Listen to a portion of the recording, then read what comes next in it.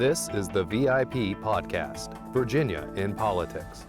Let's listen to host Chris Saxman explore the personalities and policies that connect the Commonwealth. The VIP Podcast is brought to you by the VCTA, Broadband Association of Virginia, and Virginia Free. The views and opinions expressed here do not necessarily reflect the views and opinions of the VCTA and Virginia Free or our sponsors. All right, this is Chris Saxman back with you on the VIP Podcast. That's Virginia in Politics, but hold on a second. We're going out of state for this one. We've got from Dallas, Texas, Dallas Parliamentarian Kay Crews joining us on the VIP Podcast. Welcome aboard, Kay Crews, your new VIP. Thank you very much. Happy to be here. Well, thank you for joining us, Kay. One of the things that I have come to learn about in politics over my long tenured and arduous career in politics are the rules.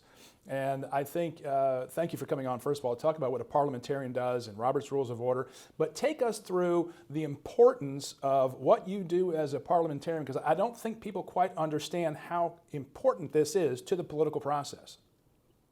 Parliamentarians are people who help organizations, political and many other types as well, to follow the rules that they have already agreed that they want to follow. That means not only Robert's Rules of Order, but in political parties, the rules of the party, both at the national and the state level. That also may mean bylaws. It may mean CC&Rs for your neighborhood association. Whatever rules you've said you want to follow, a professional parliamentarian is there to help you do that and to know what those rules are, so that when there's a question, we can help you know what they are and follow them correctly.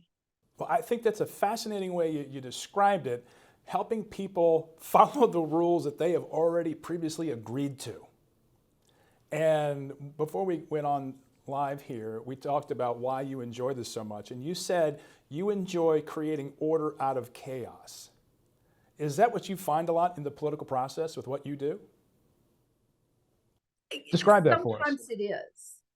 Frequently, I find people who have deeply entrenched beliefs that believe that their side is right.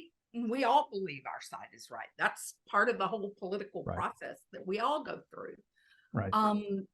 And so I love helping both sides figure out how to work together to make sure that when we all leave the meeting, we're all still part of the same party and we're all still friends, and how to disagree with. And you do a wide variety of organizations. Oh, absolutely. And when we first started this conversation, you were on your way to work in a union dispute, I understand. And so that's not necessarily in the conservative Republican lane. So you obviously have a variety of clients. That's true. And in fact, when I came to work in Virginia on your ranked choice voting, one of the first groups I called was a kind of liberally oriented national group headquartered in Virginia, because I knew that they would see what I was doing. And I figured we were going to be on the news, and we were. And I didn't want them to be surprised. And their response was exactly what I would have hoped any of my clients would say, which is everybody deserves good representation, fair procedures, and someone who is there to help them follow their rules. And well, let's talk about the ranked choice voting format that you oversaw here in Virginia. As an outsider, it was new to Virginia. It was an important election. There were a lot of candidates. Tell us about your experience with ranked choice voting here in Virginia. I still say it was the single best job I ever had. Okay. It was such a good time, and there was such good process. The party, I had worked with the party previously. I'd been your convention parliamentarian in 2016. And so I was a known agent to the party when it came time to do this. And they had reached out to me for recommendations. And I'd said, I I could do this. I've done some study and some work with ranked choice voting. It is not well known. It is not broadly used, particularly in the way that Virginia was going to be using it. 3 races. Go ahead. No. You said you worked on the campaign. You had 3 races at one time. Continue in your experience with the Virginia model.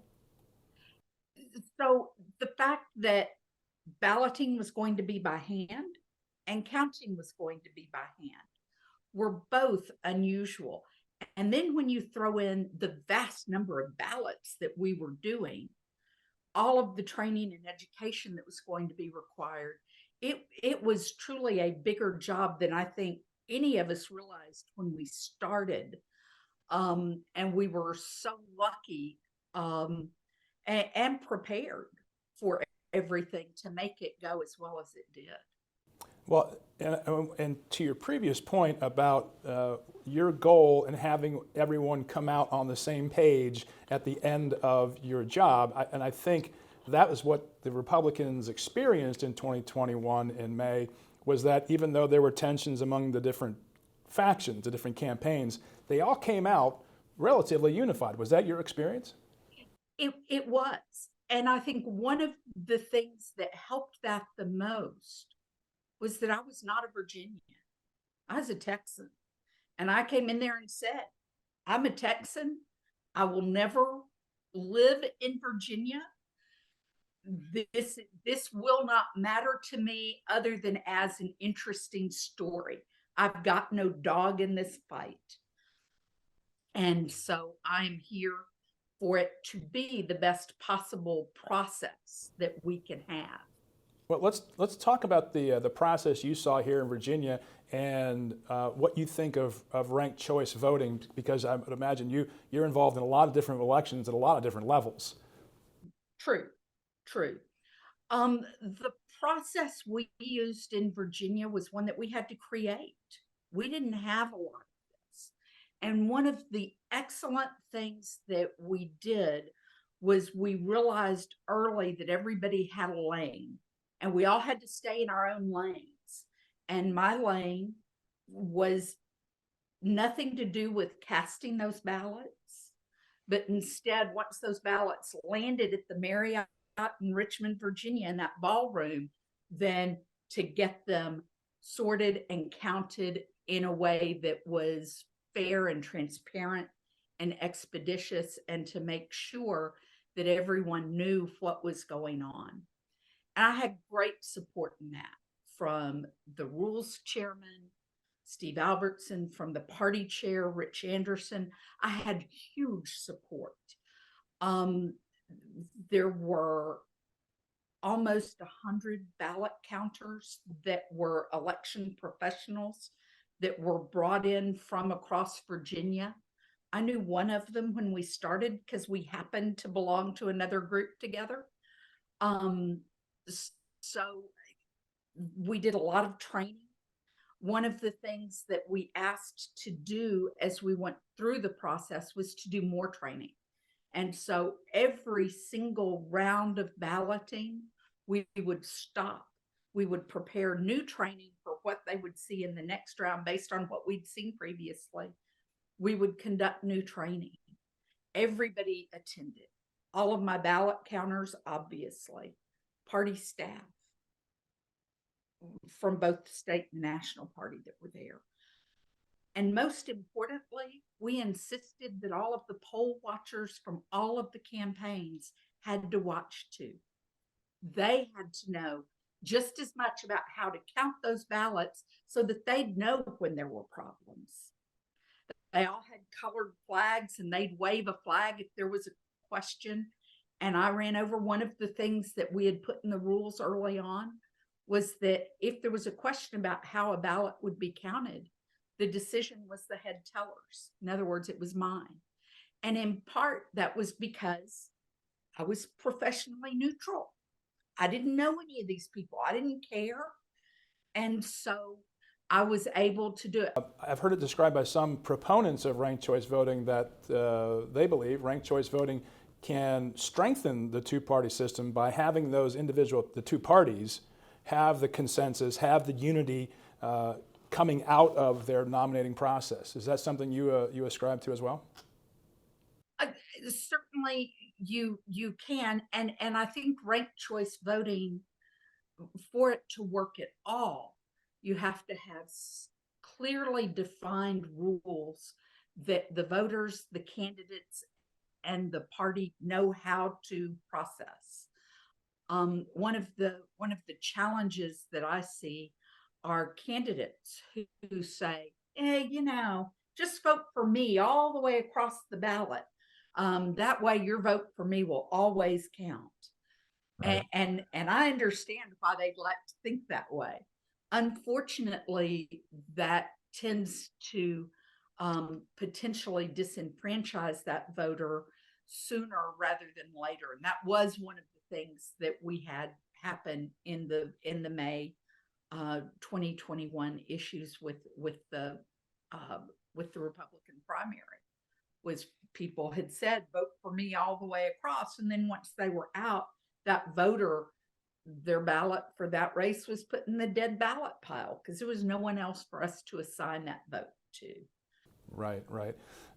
People have said it's too confusing, but polls continually show that it's new, it's different, and people adapt to it. And that's been, I think, has that been your experience as well? I see you nodding your head.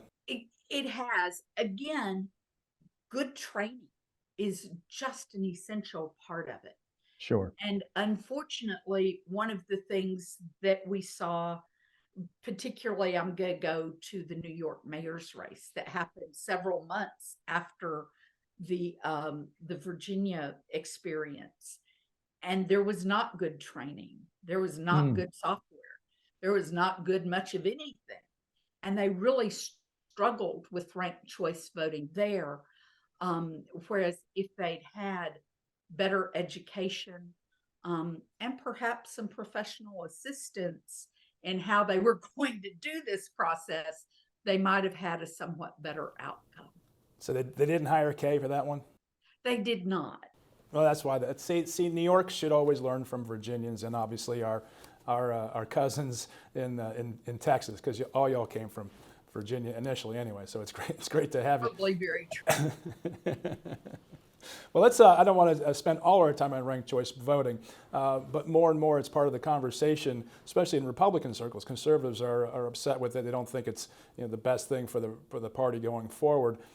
My impression is it's a healthy part of the conversation to have a different nomination method that gets a lot of people involved, more candidates involved, create a larger field. And this weekend, I was reading the Wall Street Journal, a review of a book of Abraham Lincoln's nomination in 1860, when he was the second choice of just about everybody. And he became the nominee for the new Republican Party back in 1860. And can you imagine, again, it was a convention, not ranked choice, but the concept of being well-liked by everyone else in the convention really did propel Abraham Lincoln. In your experience, though, with ranked choice, do you see these kinds of changes in the balloting where someone does come from second place to first place? I haven't seen it, but you have far more experience. I have seen it, but it's fairly unusual. Certainly in Virginia, that was not our experience. The three candidates that had the most votes in the first round generally built on that through each of the succeeding rounds. One of the interesting things that happened in Virginia was that every single race went to as many ballots as it possibly could.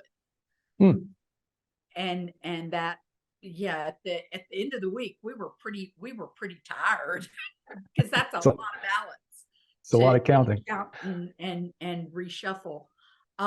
However, we also feel very confident, and I believe the candidates all felt confident that the will of the voters had been fully vetted and considered. What are your experiences with election integrity and making sure the ballots are counted fairly and honestly, and how people viewed it through the ranked choice process? The ranked choice process we used in Virginia had several hallmarks of transparency. First of all, we had cameras on the whole counting room. several of them 24/7 for the whole time. More importantly, as we logged the tallies into spreadsheets, we did it twice. The first time it went into a Google Docs spreadsheet that was live on the internet, and anybody could go in and mess with that data in any way that they wanted to while it was being entered. Then we had a second computer that was not connected to the internet, where the same data was entered into Excel. And we compared and contrasted every once in a while to make sure that our data matched. And if it didn't, we went back and found the errors and corrected them and kept logs of the errors as well. So we had good data transparency there. We had a manual count process that was being closely supervised. If you were doing this electronically, it is hugely important to know what the rules are that are being used and to know that the ballots are being counted in a way that you expect. That can be done with good testing and with sample runs. But I was consulting with a colleague earlier this week on a system, and I won't name them. It's an electronic system though that you can use to vote, and they were bragging about their preferential voting system, ranked choice voting. And one of the things that they talked about was that if you ranked your choice, you had 5 choices and you didn't rank 1 and 2, but you ranked 3, 4, and 5, then they give the person that you ranked 3, they'd move them up to number 1. And I told my colleague, I said, I think this is bad because I can't determine the intent of the voter, right? That's the huge hallmark of anybody who counts ballots professionally is what's the intention of that voter? And is it 3, 4, and 5 are really my top choices, or is it 1 and 2 are both equally good? I can't choose between them. I can't rank them both number 1. So I'm just going to skip that. And these are my bottom 3. Intention of the voter is huge. And so to me, that system has kind of a fundamental flaw, although one thing that you could do to get around that flaw in that particular system is not permit abstentions at all and force them to make that choice.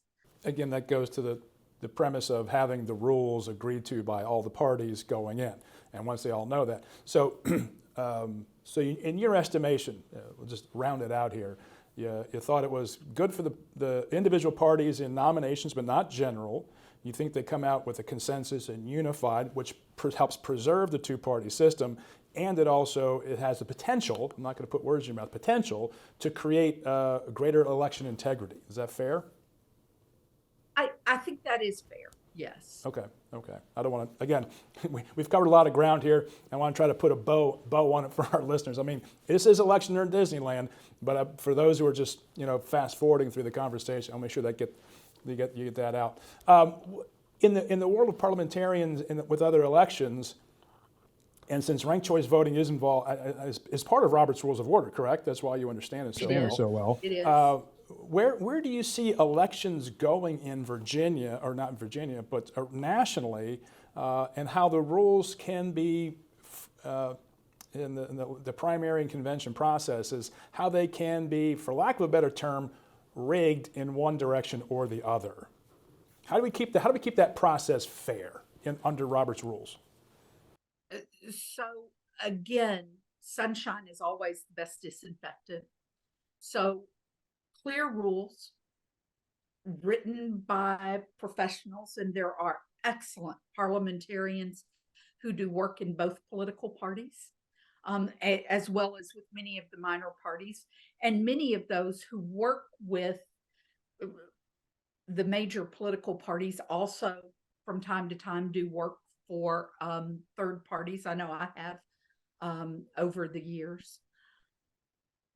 So having good rules, having professionals help you develop those good rules, and then having ways for those rules to be checked and verified.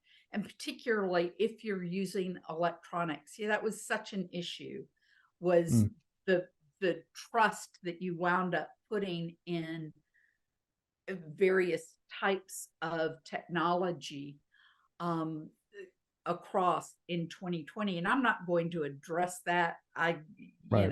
That's way outside my lane. But one of the things that the parties can do is within their own rules to have transparency, to have ways that they can check and ensure their members that their votes are being counted accurately.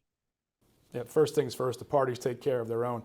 But I think to the point that you made very early on in the conversation, having an outsider who's truly objective, who has no interest in the outcome of an election, I think is critical. It's like having an umpire not from your own team, and and being able to call the balls and strikes as they come to the strike zone or not. And is there a way, do you think, to utilize your profession and people like yourself throughout the United States to go into states ahead of time, the battleground states in presidential elections, and make sure these things are set up outside of, frankly, some of the more partisan elements that exist in some states, not all states, and remove that concern of the voter? Certainly, that's how I first came to know my friends in Virginia politics, was for your 2016 convention. You wanted a professionally neutral parliamentarian for the party, and I was sent, and I was the convention parliamentarian for the 2016 convention during a very contested time. Funny story that, of course, by the time we got to Virginia, the only candidates remaining on the Republican side were Donald Trump, Ted Cruz, and John Kasich. And there was a little kerfuffle early in the convention, and the chair had to call me up to explain something. He had to say, "This is Kay Crews. She's from Texas, but she's not related to that Cruz from Texas." Different spelling altogether. Different spelling, entirely. That's funny. But that was part of the experience in 2016. I actually wound up going to, as did colleagues and friends of mine, a number of different states, never our own, because we were potentially partisans in our own state. So I'm less likely to work for the Texas party than I am for anyone else. And instead, go to Virginia or Oregon or Oklahoma or wherever it is that they have need of me. Well, I think we're going to have need of many people like Kay Crews throughout the country to bring some level of assurance to the voting public, with all the partisanship in the media, the partisanship obviously in the political parties. There has to be, in my estimation, a neutral arbiter of our elections who can make sure that they are run fairly, they are run honestly, or they are run transparently, so that we have, as a society, as a people, the knowledge and the security that our country is doing the right thing for the right reasons. And hopefully when the elections are over, we do have the consensus, we do have a winner, we do have the team that didn't win, and we move on and try to live peaceably amongst ourselves. Yes. Is that a fair goal? Is that attainable? Let me ask you this: is it attainable? Can we do that? Are there enough Kay Crewses in the world who can come in and be the neutral arbiters in these states? I don't know. I will tell you though that I believe that there are a lot of us. There are a number of us that work together. I'm familiar with parliamentarians that work for the other major political party, and we're friends. We work together. We refer business to each other. We consult together. One of them has had me do some consulting for the state Democratic Executive Committee. So, because she said, having fair and balanced may help us here. So that many of us truly take our professional neutrality very, very seriously, and work hard for all kinds of good reasons. Well, I hope I hope you're training the next generation behind you, just as you came in 25 years ago, and began to work in this, because I think very few people would grow up and say, I want to be a parliamentarian. And it's just like you said, it was sort of thrust upon you, and you've thrived in it. But I think it's one of if we're going to have a strong two-party system, we're going to have different methods of nominations and general elections, but we also have to have the umpires, the objective truth tellers, to make sure people just have some level of assurance in our elections. That's right. Well, Kay Crews, it's been great to have you on the VIP podcast, available on Spotify, Apple, and YouTube. Please subscribe, like, and share. And if you have a need of a parliamentarian, call Kay Crews, DallasParliamentarian.com, correct? That's it. Thank you. DallasParliamentarian.com. It's been a pleasure getting to know you, Kay, and we'll hope you have you back on someday soon. Thank you so much, Chris. Thank you, Kay. Thanks for joining us.